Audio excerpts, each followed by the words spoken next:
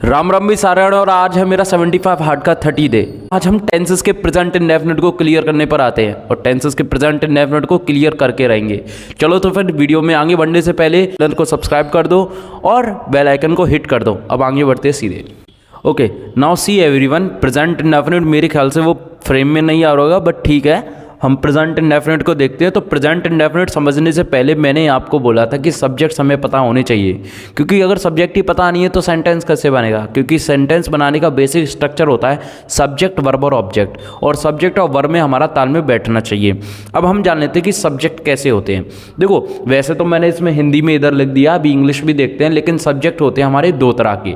एक singular subject होता है, तो हमारा एक प्लूरल सब्जेक्ट होता है। सिंगुलर सब्जेक्ट यानी एक वचन और प्लूरल सब्जेक्ट यानी बहुवचन। इधर देखिए, मैं की इंग्लिश होती है आई, और मैं हमारा फर्स्ट पर्सन सिंगुलर होता है, याद रखिए।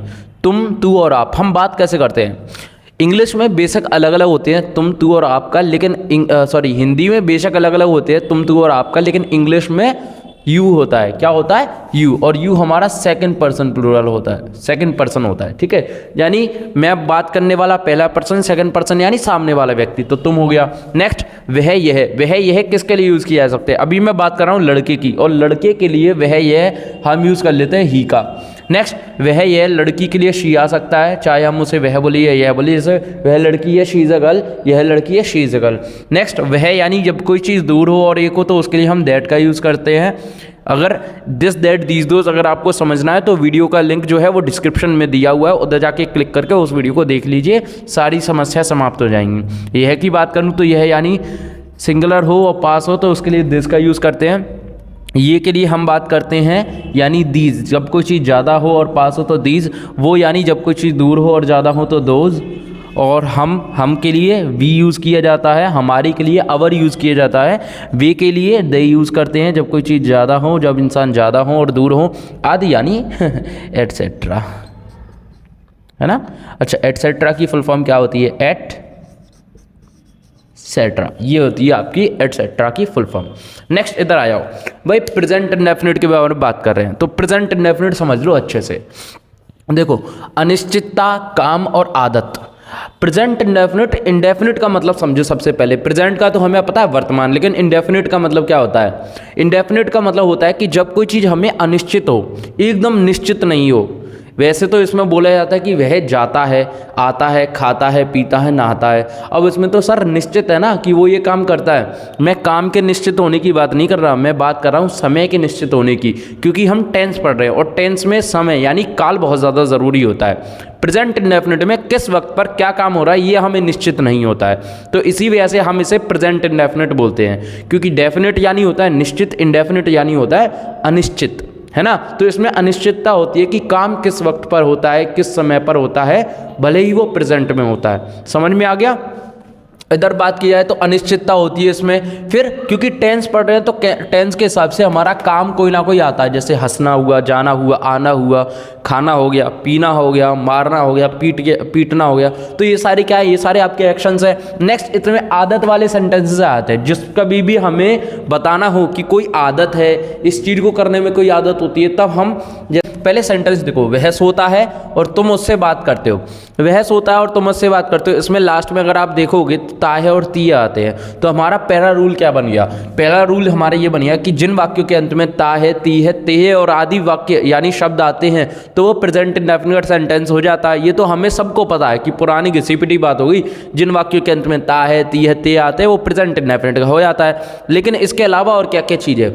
इसके अलावा क्या क्या चीज़ जान सकते हैं हम? इसके अलावा ये जान सकते हैं कि जब हम यूनिवर्सल ट्रुथ के बारे में बात करते हैं, यानी सार्वभौमिक सत्य के बारे में बात करते हैं, ऐसे सत्य जिस पर कभी भी समय और किसी भी समय और किसी भी काम का कोई प्रभाव ना पड़े, वो पूरी तरह से अभाव हो, है ना, प्रभाव मुक्त हो। फॉर एग्जाम्पल, जो पृथ्वी हमारी सूर्य के चक्कर लगाती है तो इस पर क्या समय का प्रभाव हो सकता है? नहीं। ये सार्वभौमिक सत्य है, इसे झुठलाया नहीं जा सकता।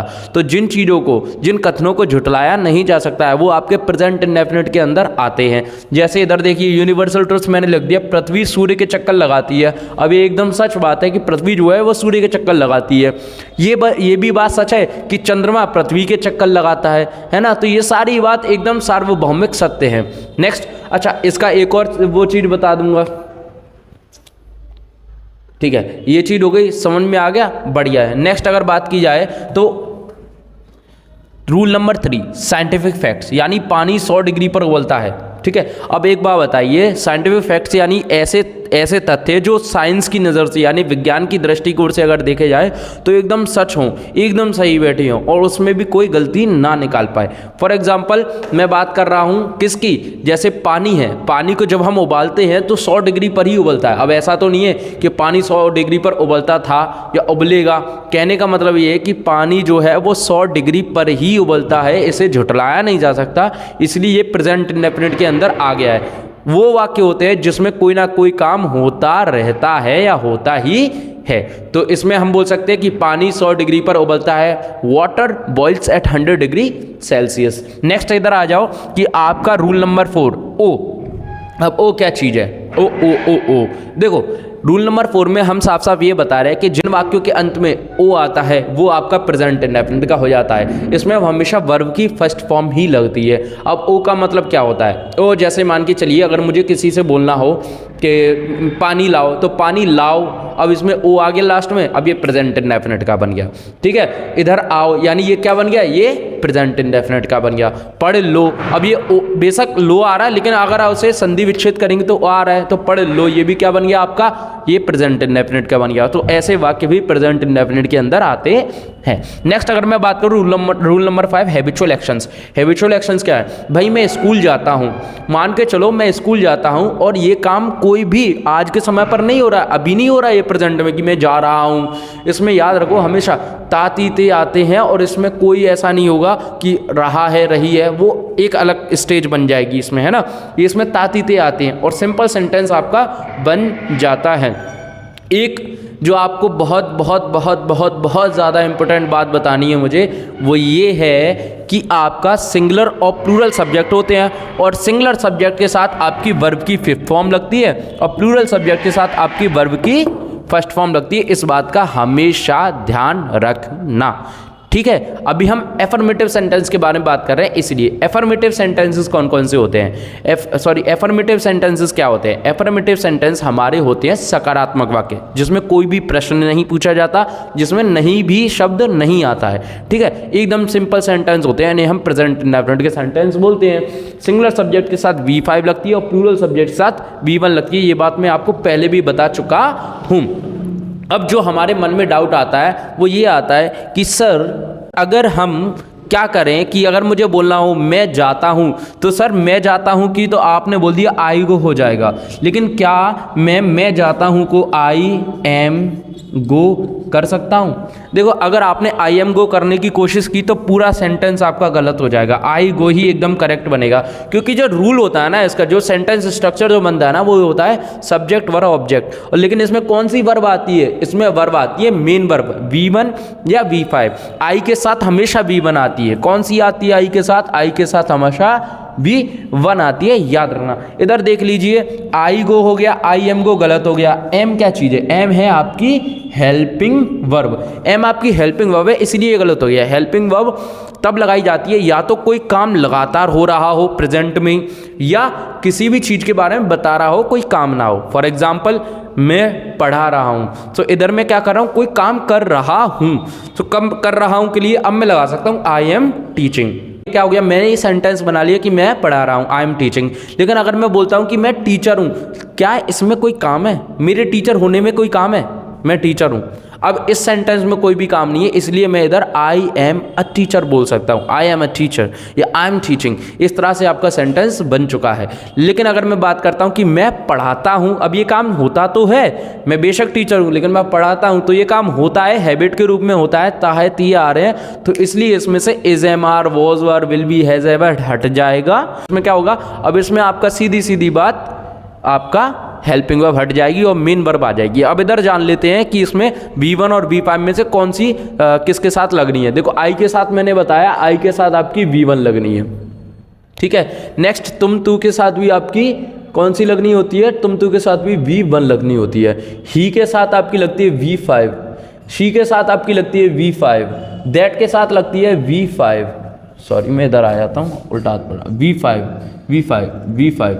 ठीक है, दिस के साथ भी आपकी लगती है V5, दीज के साथ V1 क्योंकि ज़्यादा हो गए, और दोज के साथ V1, V के साथ V1 क्यों, क्योंकि हम ज़्यादा हो गए, प्लूरल हो गए, दे के साथ ज़्यादा हैं, दूर है तो V1,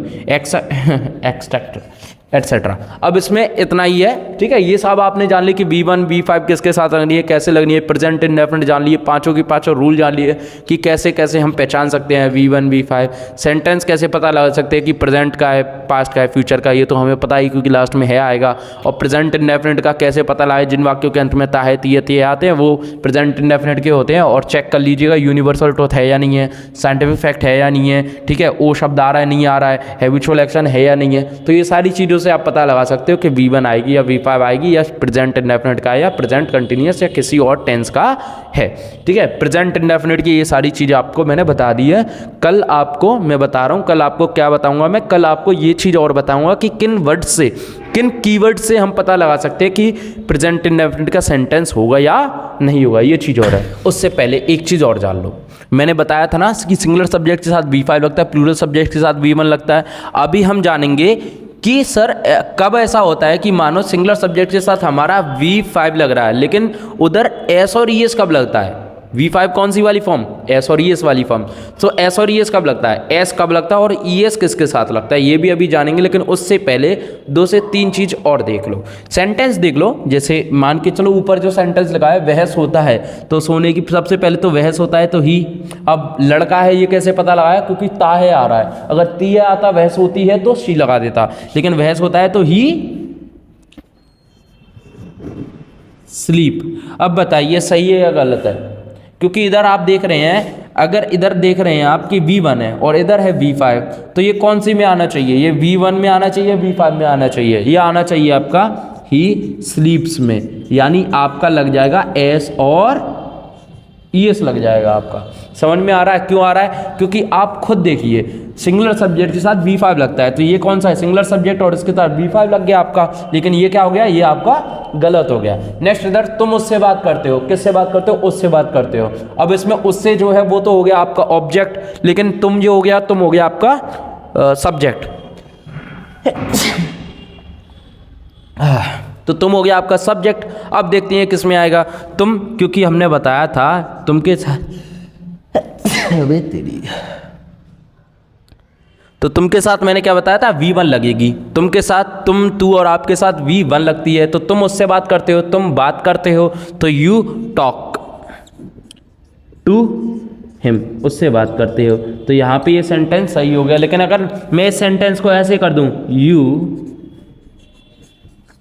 टॉक्स, राइटिंग पे मत जाना क्योंकि नीचे वो पढ़ रहा है मेरे बोर्ड, टॉक्स टू हिम, तो यहाँ पे ये बिल्कुल ही गलत हो जाएगा। यू टॉक्स टू हिम बिल्कुल गलत हो जाएगा, यू टॉक टू हिम एकदम सही, ही स्लीप बिल्कुल गलत, ही स्लीप्स एकदम सही, यू टॉक्स टू हिम एकदम गलत। समझ में आया कि सब्जेक्ट का कैसे रोल हो रहा है, इसमें सब्जेक्ट कैसे लग रहा है। सिंगुलर सब्जेक्ट के साथ आपकी V5 आती है और प्लूरल सब्जेक्ट के साथ आपकी V1 आती है। ये चीज़ तो अब हमने जान ली। अब S और ES कब लगता है, क्योंकि आप एक चीज़ देखिए, आप जैसे स्लीप देख रहे हैं तो स्लीप यानी P के बाद S आ रहा है,